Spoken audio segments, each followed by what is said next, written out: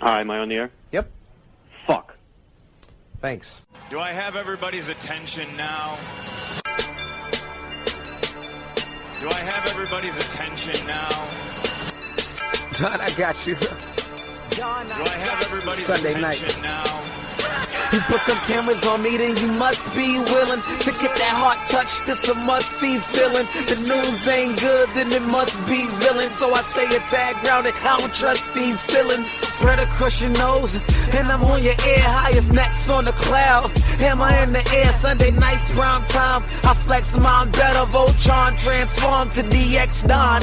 Mega and obscene. You probably think I'm nice, cause I slow like a stream to your wireless device. And the smoke full of steam on any given night. I'll short like a piece of any given slice. And for the latest and what is best about, I tune in and tune the rest out, Don. You gotta tell them, am I in the clear? Is this thing on? Am I on the air? On the air.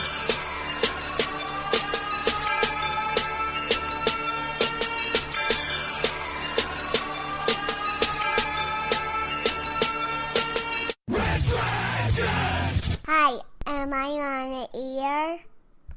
What is going down, everybody? Welcome back to another brand new edition of Am I on the Air? I am your host, Don Mega, and I welcome you to the show. It is Sunday, November the 18th, and we're broadcasting live here from the Red Dragons radio studios here in Tucson, Arizona. It's season 17, episode 7, and tonight's show is titled Instant Widows. I have 3 big movie reviews for you, which I'm so excited to get into. And of course, the news of the week, everything going down in entertainment news. Now, this is probably going to be a pretty short episode because I decided to record. I had the afternoon to myself here on a Sunday, which rarely ever happens.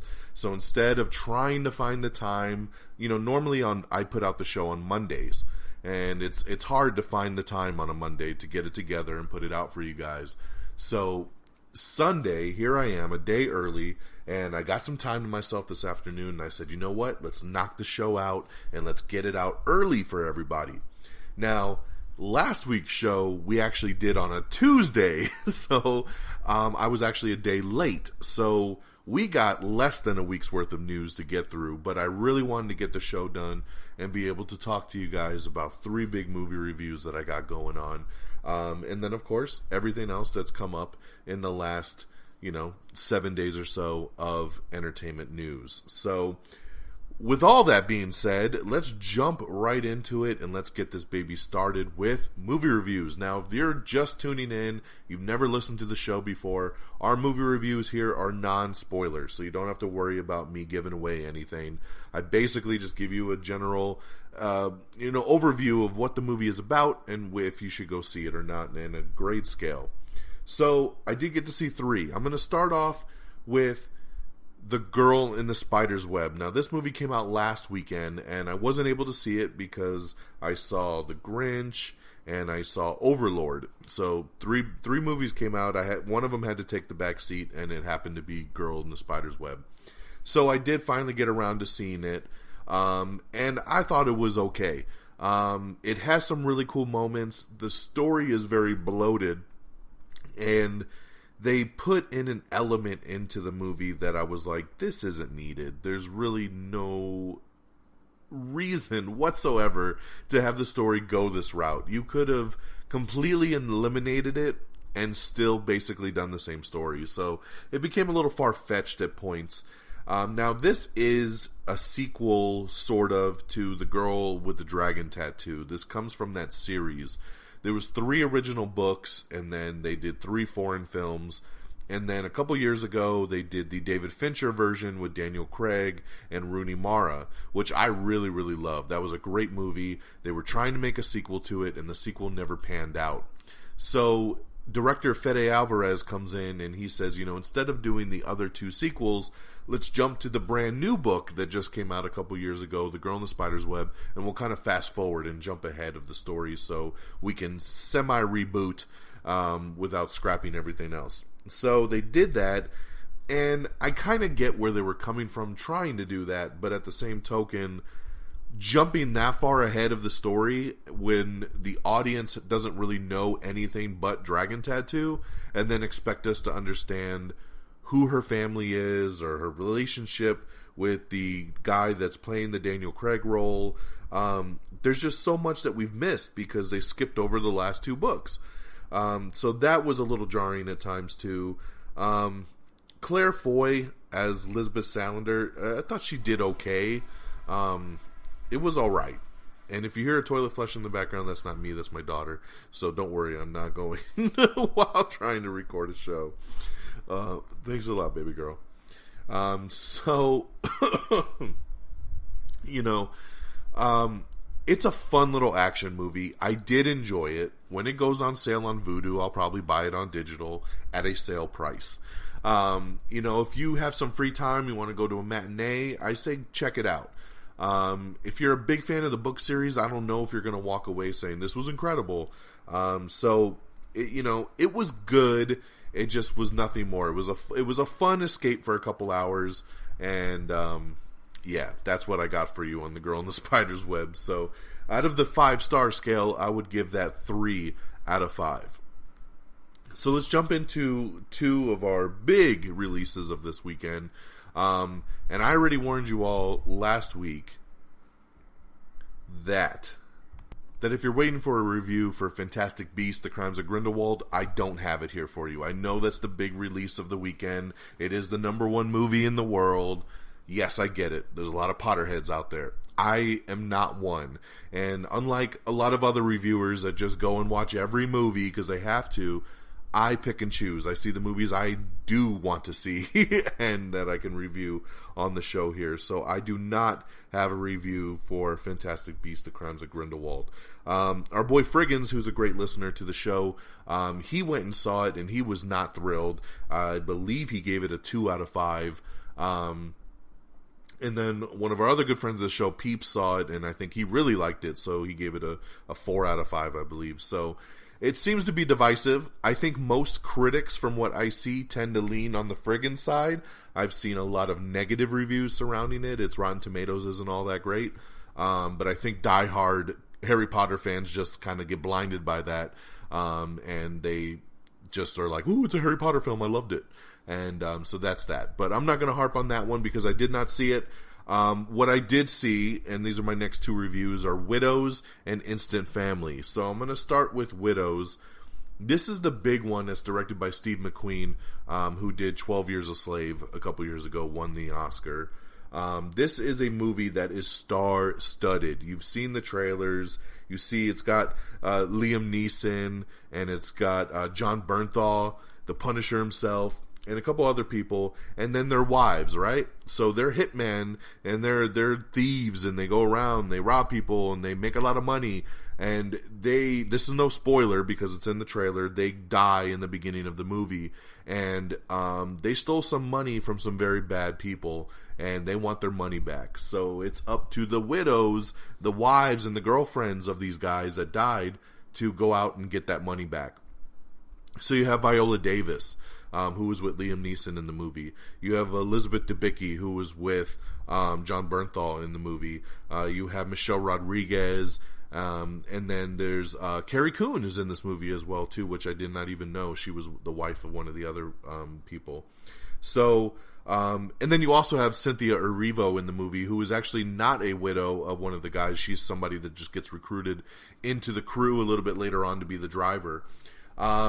The cast here is fantastic. All the girls are phenomenal in this movie. I thought, of course, you can always count on Viola Davis, but then you have, like I said, Elizabeth Debicki, Cynthia Erivo, who is just so good. She was a scene stealer in Bad Times at the El Royale a couple months ago. Michelle Rodriguez, who was really, really good in it. You know, they were all awesome. And then you have, like I said, Liam Neeson a little bit in the beginning. You have Colin Farrell in there being really sleazy and kind of a politician. The cast is so damn big. Brian Tyree Henry, who is an up-and-comer, he's fantastic. He's running against Colin Farrell to, in the runnings. And his brother is Daniel Kaluuya from Get Out. And Daniel Kaluuya is really creepy and crazy in this movie. The cast I could go on and on and on about. Like I said, the acting, the storytelling, the directing was fantastic. I really, really dug this movie. I was only so-so about it going into it, and when I walked out of the theater on Friday night, I was so glad I went and saw it. Big thumbs up for this movie. I can't recommend it enough. Go see Widows. I think you'll have a great time with it. It's got some twists and turns. I love the way it played out, and I really, really dug it. So I gave Widows 4 out of 5 stars. And then, my third and final review here is Instant Family. This is a new comedy with Mark Wahlberg and Rose Byrne. They are a married couple who don't have any children, and they decide to look into fostering. Now, this is based on a true story, and they're trying to foster a little kid, and they end up deciding to foster a teenager, this girl Lizzie. And but here's the twist: Lizzie actually has a younger brother and sister, and the foster system does not like to separate siblings, so they end up being forced to foster all 3 kids, which they do. And of course, you've seen the trailer, you know you have the highs and you have the lows of trying to bond with these kids that aren't yours. And then all the twists and turns too as well, from the courts to, you know, parents fighting for custody and everything else that's involved. I will say this: I was floored by this movie. I had an emotional connection to this movie like none other. This movie made me cry probably 4 or 5 times throughout it. I was like, oh my god. It's emotional, it's heartwarming, it's charming. It hits on so many levels. It's funny, it's heartfelt, it's gripping. The family dynamic, the way the kids feel, the way the parents feel, the way the families feel. I was just looking to go into this for a good laugh, and I came out just feeling, I can't even put words to it, man. I'm thinking back to walking out of the theater. I just saw this last night, and walking out of the theater and just feeling like, oh my god, I loved that movie. Loved the movie. What I loved about it too is it doesn't take the comedy aspects and make them really over the top cheesy or just so extreme to where you're like, okay, that's far-fetched. Everything worked in this movie. From the other parents and the other couples trying to foster, to the ups and downs. The children were fantastic. The cast, again, was fantastic. I loved Mark Wahlberg with Rose Byrne. They're both great, and they make sense as a couple in this movie. I cannot preach how awesome this movie is. You might think I'm crazy, but I gave this one 5 out of 5 stars. If you've been a long time listener to this show, you understand that my star scale and the way I rate movies is based on what did the movie provide for me as a audience member. Did it give me everything I wanted going into it? And then you rate the movie, right? 1, it sucks. 2, it's okay. 3, it's good. 4, it's awesome. 5, it's amazing, and it gave me everything I wanted, and if I could go back and make any changes, I probably wouldn't. And when I came out of this theater, that's how I felt. The movie, for what it set out to do, accomplished everything it meant to do. It hit me on every level. It made me laugh. It made me cry. It made me smile. It made me frustrated. It hit me on every single level. And that's what a movie's supposed to do. And that's exactly what Instant Family did for me. My wife loved it. I took my daughter. My daughter loved it. It's a great movie for the whole family. It's a great movie for couples. It's a great movie for families. It's a great movie for everyone. I cannot recommend this enough. It's one of my favorite movies of the year, and it's just a silly little comedy, but it's told from such a positive, heartwarming spot, and it works. It works tremendously. So, Instant Family, 5 out of 5 for me. So, what a weekend going into the movies. It got better and better. I started with a 3-star movie with Girl in the Spider's Web, went to a 4-star movie with Widows, and ended the weekend on a 5-star movie with Instant Family. How incredible is that? It doesn't happen very often that you can go 3, 4, 5 like that. And, yeah, very, very pleased with the movies I saw in the last couple days, and it only got better from there. Woo! So there you go, man. Those are the movie reviews of the week. Let's get on into the news of the week and everything that's come out in the last couple days. We had some new trailers drop. One of the new trailers is for Fighting With My Family. This, if you've been listening to me also for a long time, I'm a big wrestling fan. And this movie, Fighting With My Family, is actually based on one of the WWE women's wrestlers, Paige. Her story is phenomenal, and there was a book that was made about it, and The Rock himself actually had the book optioned into a movie, and he produced this movie, had Stephen Merchant write and direct it, and it looks really, really good. I'm so pleased with this Fighting With My Family trailer. I was blown away by it. It just looks like a really fun movie, and The Rock is in it playing himself, which is always awesome. So check out the trailer for Fighting With My Family. Blumhouse TV is going to be producing 8 feature-length thrillers for Amazon Prime. So that's pretty cool there. Working out a deal. I love when these studios start working out deals with the streaming services. It makes a lot of sense. So Blumhouse doing 8 feature-length movies with Amazon. Actor Lance Reddick has just joined the cast of Godzilla vs. Kong. Bosch has been renewed for Season 6 over on Amazon Prime Video. Production on Silicon Valley Season 6 has been delayed, and now we're starting to hear rumors that the next season may be the last for Silicon Valley. So the reason for the delay is that the showrunner also does Barry as well, and they went into production on Barry first, so they have to wait for him to finish that before he could jump into Silicon Valley. But it sounds like they might be wrapping that up here soon, which sucks because I love Silicon Valley and I do not want it to go anywhere.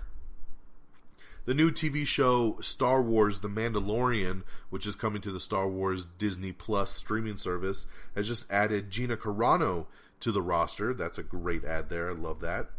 Young Sheldon, some of the cast is set to appear in a Big Bang Theory crossover episode. Yes, so that'll be pretty cool if you watch both shows.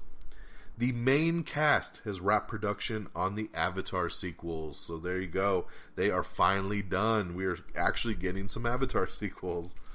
I've got a pretty cool article up talking about Alien Awakening. And for those of you that are like, what the hell's Alien Awakening? That would have been another sequel coming in the Alien franchise. But it never happened. And now we got some details revealed for Ridley Scott's scrapped sequel. So check that out if you want to know what would have happened. There's a new movie coming out called 9 Lives that has just started production. It's a sci-fi movie, and it will star Common and Johnny Lee Miller. We have the new poster for Dumbo, and on top of that, the new trailer dropped. So, really cool trailer for Dumbo. I really, really dug it. And you can check out my reaction for that on Stardust. The USA Network is rebooting the reality series Temptation Island, and it will be coming out in 2019. There's a new comedy pilot called Peacock, which has just landed Dominic Cooper to produce and star. Now, I know some people got concerned by this because he's on the show Preacher, and they were like, uh-oh, if he's doing another show. I don't think it's anything to truly fret about yet, because a lot of people can do multiple shows, especially a show on AMC like Preacher, because they don't shoot very long and it's not a pretty crazy long season. So I think he could do that in the other half of his year where he's not filming Preacher. So I wouldn't stress out too much at this point. NBC is committed to a TV series called Red Stick, which is from best-selling author Patricia Cornwell.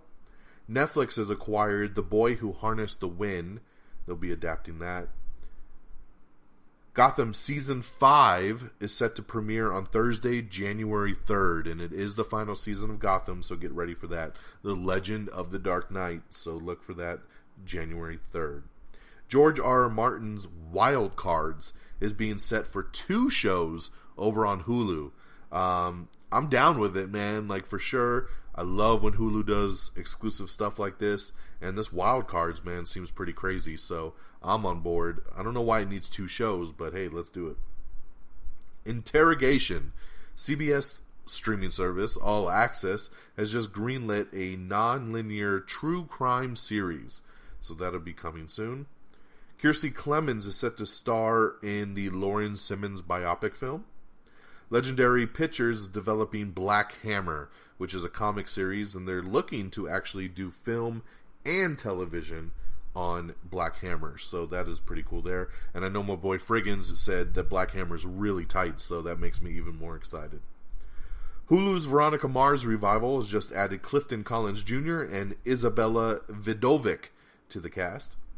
Pedro Pascal has been brought on to lead the Mandalorian Star Wars TV series for Disney+. Great option here, man. Pedro Pascal is awesome, and him leading Star Wars The Mandalorian is awesome in my eyes. Armie Hammer and Lily James are set to star in the adaptation of Rebecca, which will be coming to Netflix. Author Lee Child says that the Jack Reacher franchise will be rebooted as a TV series, and it will no longer star Tom Cruise. If you read into this one a little bit, he has a valid thing that a lot of fans have been complaining about, which everybody thinks Tom Cruise did a great job in the 2 Jack Reacher films. I thought he did a really solid job as well, too. I really liked the first Jack Reacher film. Second one's just okay. But if you've read the books, one of the things about Jack Reacher is that he is a massive man. He stands about 6'5", he's about 300 pounds, he's this beast of a dude, like Brock Lesnar style, right? And then you get Tom Cruise, who's like 5'8" and 150 pounds soaking wet. So people were a little bit perturbed at the casting. So Lee Child says that he's heard the problems, he's heard the concerns, and they want to do a TV series. He says he wants to do it on a streaming service where they could tell a very long-form story, and he says that they will cast based on the true book size of Jack Reacher. So that sounds awesome. I love it. Tom did a great job in the movies. I think doing a TV series for this is excellent. There's a million Jack Reacher books, and they could do a lot more over the course of that. So keep an eye out for some more news here soon. Hopefully we'll find out if it's going to Netflix or Prime or, Hulu. We'll see. MTV Spring Break is set to be returning in 2019. We have the new trailer for Wonder Park, a new trailer for Dumplin', which is a Netflix movie with Jennifer Aniston. And I told you about that Dumbo trailer, so definitely check that out. Nicole Kidman's The Undoing has just added Hugh Grant to the cast. Margot Robbie is set to produce Barbed Wire Heart for Warner Brothers Pictures. The CW is going to take on The Strange Case of the Alchemist's Daughter, so they'll be adapting that. Fair and Balanced, Alana Ubach is joining Jay Roach's Roger Ailes biopic. J.K. Simmons is also joining Hulu's Veronica Mars revival series. They are stacking this Veronica Mars Hulu series, man. It's pretty awesome. Kumail Nanjiani is joining Jordan Peele's Twilight Zone reboot, so that's awesome. He is great in everything he does. Love Kumail, so awesome addition there. Akiva Goldsman will be adapting Marcus Sakie's Brilliance, the whole trilogy, actually, the Brilliance trilogy. He's adapting that. Netflix has ordered the adaptation of the sci-fi novel The One. Lucy Hale has officially boarded Blumhouse's Fantasy Island movie. Human Capital, upcoming movie, has just added Maya Hawke, Peter Sarsgaard, and Petty Gabriel to the cast. Ella J. Bosco is in negotiations to play the young Cassandra Cain in the Birds of Prey film. Apple is partnering with A24 to debut a slate of original films. Netflix has ordered the animated World War II drama The Liberator to series. Designated Survivor has just added Lauren Holly for the Netflix Season 3. Jack Cutmore Scott is set to star in and write a new ABC comedy called What If.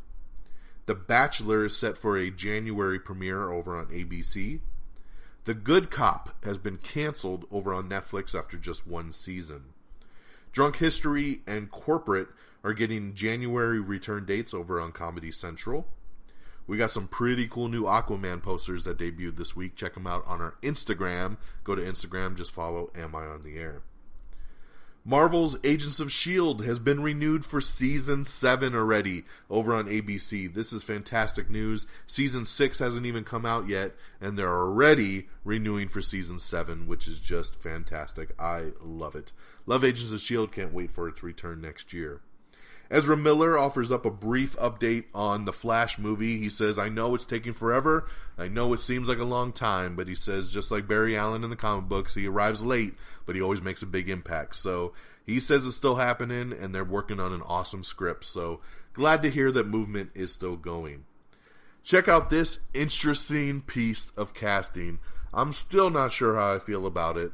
The CW has cast Jon Cryer as Lex Luthor on Supergirl.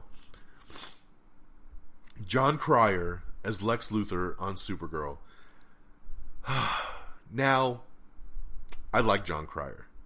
And I like the legacy casting because he was Lenny Luthor in Superman 4 Quest for Peace. So it's coming full circle that he gets to play the Luthor of all Luthors, Lex. And Jon Cryer is bald right now, so that works too as well. The thing that I guess I'm having a hard time gripping is that Jon Cryer always does comedy, and he's super funny, and I'm finding it hard to see him as the hardcore villain Lex Luthor. But you know what? Jon Cryer is a fantastic actor, and I'm sure he's going to pull it off. The CW said he was their first and only pick, and they got him. So let's see, man. I'm stoked. I'm a little like, what? At first, but I'm anxious to see where it goes. So Jon Cryer, Lex Luthor on Supergirl. He'll be debuting early next year. Chris Pratt has entered negotiations for Paramount's The Saint reboot. Remember The Saint with Val Kilmer and Elizabeth Shue? Yeah, they're going to be rebooting that one, and Chris Pratt is in talks to take over the Val Kilmer role. Connie Britton has just joined the Fox News biopic as Roger Ailes' wife. Amazon's The Boys is going to feature a key storyline from the comics. The article's up on our social media if you want to check it out. I won't spoil it for anybody who doesn't want to know.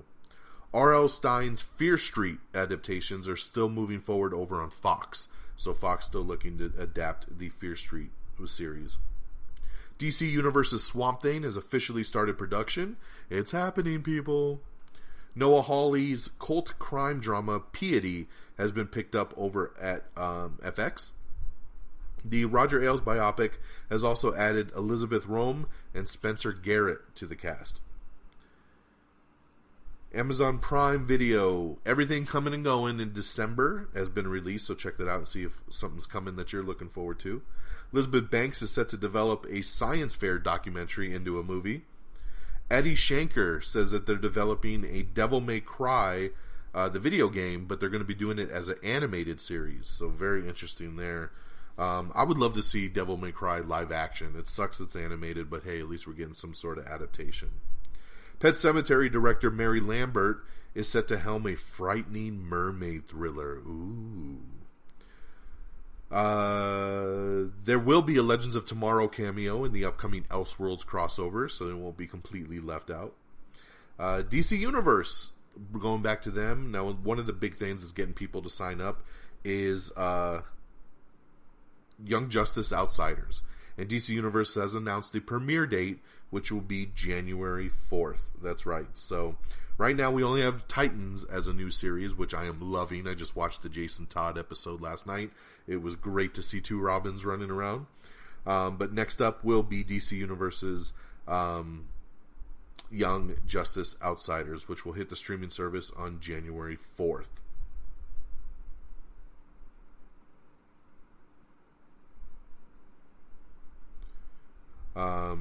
And also like Titans, sorry I was reading the article, but also like Titans, Young Justice will not hit the service all at once and will be releasing a new episode each week. So there you go there on that. AGT, America's Got Talent, has revealed the first 25 acts returning for the new series spin-off AGT Champions, including Susan Boyle, so you can check out the full list on our social media. Smilf is set for a January return over on Showtime, and you can watch the first Season 2 trailer right now. Godzilla King of Monsters is complete 6 months before it's released, so that's awesome. They should release it early then and stop waiting until May to put this stuff out. Hellboy actor David Harbour has just joined Chris Hemsworth in his new Netflix movie DACA, so he's just signed up for the cast there. And this is a report, and keep it under the rumor mill for now, but it looks like Bumblebee director Travis Knight could be Marvel's next choice to direct Guardians of the Galaxy Volume 3. That's right. They are really happy with what he's doing in over on Bumblebee, and they think that he will be doing a great job on future projects, so that they are now thinking that he might be the perfect fit for Guardians of the Galaxy Volume 3. I think that could be a really good choice as well. So, once again, it's a rumor. It's not confirmed, but right now, keep it in the back of your mind. Travis Knight might be directing Guardians of the Galaxy Volume 3. Netflix has renewed Big Mouth for Season 3. I need to watch this show, man. I know a lot of people that watch it, and they talk so highly about this damn thing. And it looks so dumb to me, and I've tried to watch a little bit of it. I'm sure I'd probably like it because it sounds like something up my alley, but people are loving this thing, man. Season 3 already. Saturday Night Live has just announced that Claire Foy is set to host in December. Like I said, Agents of S.H.I.E.L.D.'s been renewed for Season 7, but you can check out Quake's new look in Season 6, and she looks fantastic, by the way. So check that out. Bodyguard star Richard Madden has confirmed that there are talks already for Season 2 over on Netflix. And that is all the news. Look at that, man. Look how fast we just blazed through that thing in exactly a half hour. Let's talk releases and box office right now. Out on DVD and Blu-ray Tuesday is going to be Crazy Rich Asians and Kin. In theaters this week, actually in theaters Wednesday, things are opening up early because of Thanksgiving, and of course nobody wants to open a movie on Black Friday, so everything's opening on Wednesday, but we got several new movies coming out. We got, of course, Wreck-It Ralph 2, Ralph Breaks the Internet, Creed 2, Robin Hood, Second Act, and Green Book. So look at that. 5 movies coming out this week.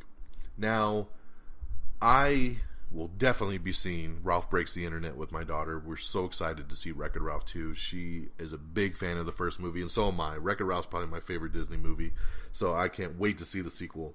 Creed 2, I am so over the moon stoked to go see this week.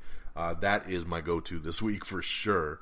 Robin Hood, if I get around to it, I get around to it.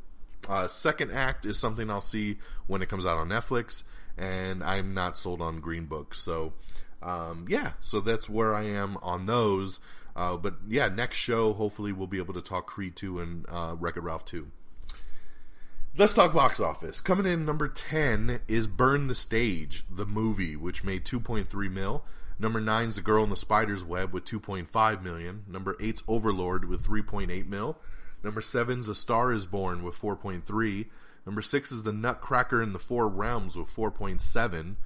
Coming in number 5 is Widows with $12.3. A little bummed at the debuts here. Widows only coming in number 5. I thought it would do way better. The movie was sold out when I went to see it. $12.3 million. Number 4 is Instant Family with $14.7. So, a little bummed that only made $14.7 too, because once again, this was also pretty packed when we went to go see it last night, and it's fantastic. Like I said, 5 out of 5. So go support Instant Family. Number 4. Number 3 is Bohemian Rhapsody with 15.7. Number 2 is The Grinch with 38.1. And number 1, like we said, Fantastic Beasts: The Crimes of Grindelwald. It did not make as much money as the first Fantastic Beasts movie, but it still did pretty good, $62.2 million. The first Fantastic Beasts movie made 73, I believe, so this one making a little more than 10 million less. It did do really well internationally, but it did dip here domestically. So there you go. That is your weekend box office top 10, and that is your show, my friends. I'm going to shout out Stardust here real quick. If you're not following me on Stardust, what are you waiting for? I don't know. You need to check out Stardust. It's where you go, download it on your phone, on your tablet, whatever, and you can watch 30-second mini reviews, video reviews. I do reviews on there for TV, for movies, for trailers. It's worth it. Check it out. Stardust. Follow me simply at Don Mega, DONMEGA, and I will follow you back.